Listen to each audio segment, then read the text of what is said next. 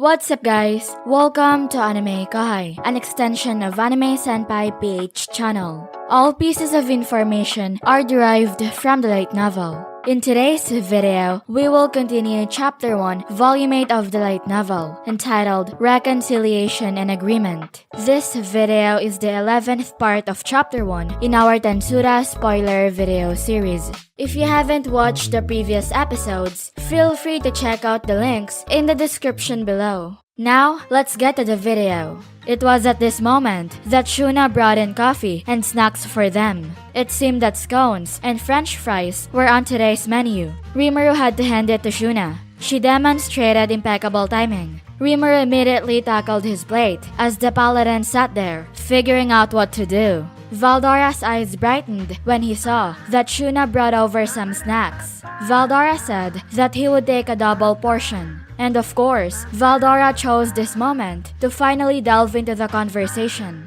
Very well, replied Shuna. Well used to this act. Hinata was sampling her plate as well, which was enough to set the paladins to action. After their previous talk, they all needed to kick back and relax a bit like this. A few minutes later, Rimuru suddenly spoke up and started talking about their future relations. But Hinata interrupted and said that she wanted to make one thing very clear to all of them. So she asked if she should assume that Rimuru had accepted their apology for all these events. Rimuru confirmed it and said that he wanted them to become friends as nations going forward, and that he didn't intend to drag the problem along any further. This wasn't his sole decision. Rimuru came to it after discussing matters with Benimaru and his other officials. There was no need to fight any longer, and all their misunderstandings were now worked out, so Rimuru felt it was time to make a deal. But Luminous wasn't convinced. She said that she hated owing anything to anyone because this entire incident was clearly their fault, and she wished to compensate for it in some way.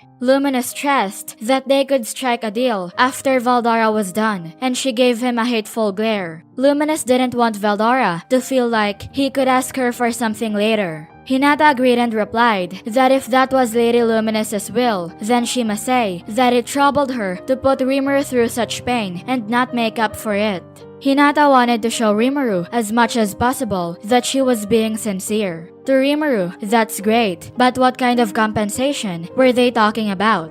Because if Luminous or Lubelius as a nation really were willing to acknowledge Tempest as a nation, then Rimuru was good to go. Combine that with an oath of non-hostility, and what more could Rimuru ask for? Rimuru suggested that Luminous formally recognize their nation and that they open up diplomatic relations. Luminous casually nodded and said that it was fair enough, although she wouldn't expect them to be fast friends. She added that she would need to settle the score with that lizard sooner or later. Pretty much all of Luminous's smoldering anger was pointed right at Veldora. If it really came to it, Rimuru was willing to offer him as a sacrifice. If that was enough to usher in a century-long era of peace, it was a dead simple decision to make. Then Rimuru heard the dragon ask him to wait a moment. Veldora told him that he hoped Rimuru wasn't picturing anything cruel for him. Rimuru replied that it was just Veldora's imagination, and he told Veldora that as long as he acted smart and mature, there's nothing to worry about.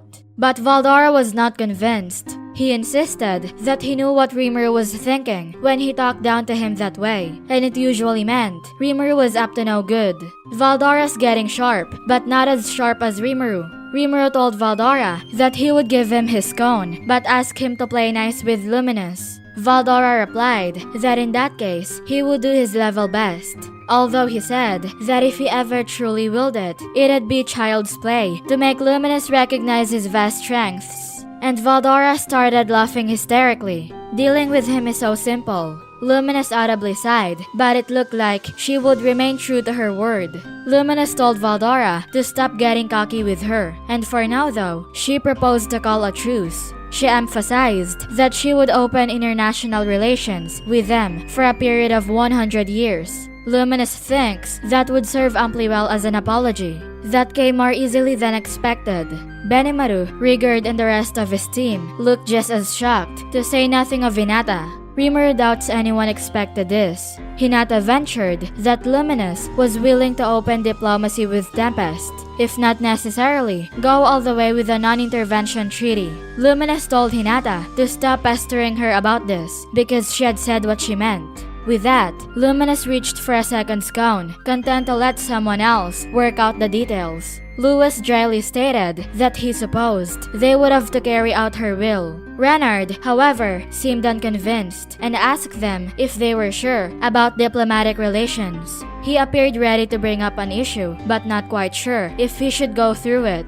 Renard gave Hinata a quick glance, receiving a nod in return, but Fritz chimed in that if Sir Rimuru and his nation were truly evil, they would have been wiped off the map long ago. So Fritz asked what was the issue. Arno said that was true. He could trust in Sir Rimuru, and they needed to cast off their prejudices against monsters. Lyris added that she agreed with them, and that Sir Soe was such a gentleman to them. Even the notably taciturn Bacchus was nodding. Renard, hearing them all, hesitated for a moment. As vice captain of the Crusaders, he couldn't give his ready agreement just yet. If anything, this choir of support only firmed his resolve. Renard said that he agreed with them, but there remained one problem. He asked them how they would explain this in the framework of their faith's teachings, because depending on their approach, the Western Holy Church might face an onslaught of criticism, and Renard couldn't allow that to happen. Their faith, a faith that refused to accept the existence of monsters. If they accepted Rimuru now, what about all the teachings from the past over a number of centuries? Rimuru thought they were close to solving all their problems, but he supposes it never comes that easy. But as Rimuru worried over this, Luminous dropped another bombshell. Luminous told Renard to stop being silly, because those teachings were nothing she established. She didn't see why failing to protect them qualified as betraying her. Luminous explained that those were meant to be guiding principles for those lost in their lives, and they're only a bunch of rules thought up by the leaders at the time. This came as a shock to all the paladins in the room, Hinata included. She shouted that she had never heard that before. Louie blandly replied that he supposed Hinata might not have. The original texts defining the faith were open to anyone who might want to browse, but the first written drafts they're based on had been lost long ago. If she read through those, then she would see how those tenets were crafted. As Louie put it, the doctrines of luminism were put in place to protect those who worship Luminous. She, Louie, and other high-level vampires were one thing, but the lower ones lived off human blood, and the blood of those who lived happy, contented lives was apparently more attractive to them. In the bad old days, when monsters ran roughshod over the world, the human race had its hands full just surviving, which meant the poor quality of their blood created its fair share of problems among the vampire community. In response, Luminous took advantage of a move. She had planned to switch gears and offer her protective hand to the humans. Louie continued that protecting the defenseless allowed them to lead happy lives. By spicing up their lives with fearsome demon lords, followed by the relief of being protected from them, they ensured they could savor as much happiness as possible. The citizens of Lobelius were kept safe under the name of their god.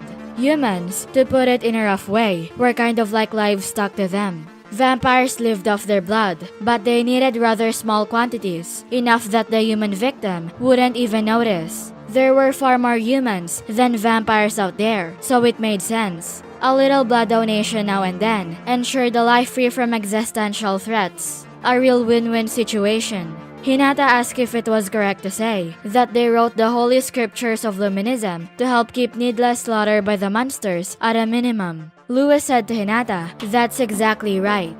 Luminous added that to her, the most important thing was the faith itself, and all of her people here could cast their holy magic thanks to the faith they had in her. That was how the arrangement worked. It was an absolute law. It was her family's duty to protect her people, and to Luminous, the rest mattered little. So to sum up, the faith's refusal to accept monsters stemmed from a need to grab the hearts of the people and bring them into the faith. That tenet doesn't need to be so strictly enforced. Bending too much along those lines would cause chaos in the Western Holy Church, but there was no need to go that far. Basically, the way Rimuru was reading this, if the people here could find a reason to accept Tempest, the rest of the kingdom would fall in line. It sounded like they had an agreement then, but Renard's frown said he still wasn't convinced. Renard said to them that he understood then that their doctrine wasn't based on the will of their god, Lady Luminous. But practically speaking, that was the exact doctrine all of them had spent their lives following, and he feared that simply doing away with it would create issues. Renard had a point. Completely ignoring everything built up to now would lead to a huge backlash from the faithful, not to mention the current church organization. Even if Luminous herself came out in public to appeal to the masses, there was no saying if anyone would believe it was her. And there was no way Luminous would do anything that proactive anyway. There was every chance of rifts forming between the paladins assembled here and the more hardcore factions of the church. Hinata solemnly said to the troubled-looking Renard that they had to do it. She'd been hoping they could keep silent on this until things settled down. But they had a force of 100 paladins here, and Hinata was sure the other nations were aware of them. Plus, those journalists were there to see a battle sage defeated. Her gaze went from Renard to Rimuru. Hinata was right. Diablo said he had defeated a man named Sare, one of the 3 battle sages. Another one was on the scene, but apparently fled in rapid order. If the press saw all that, it could ruin this force's reputation as protector of humanity. If rumors started spreading that the paladins were defeated, it could lead to all kinds of needless confusion. That's it for this video, guys. If you haven't subscribed yet, please subscribe and click the bell notification icon so you will never miss the upcoming continuation of Tensura spoiler video series. Thank you for always watching my videos and supporting my channel. Shout out to the top 10 commenters on my previous video. Shout out to Shubham Tiwari, Luke Develux, Abhishek Dungdung, Patrick0216, Abdul Fatawu, Indie Official, Rival Sakilin, Mazen Zold, Kuan Shuan, Sunil Sajan Shetty, Adrian Torres, Yusef BTR, Puven Raj, King Bulate, Ral the Great, and last but not the least, shout out to Marshall Gaming 21. I'll see you guys in the next video.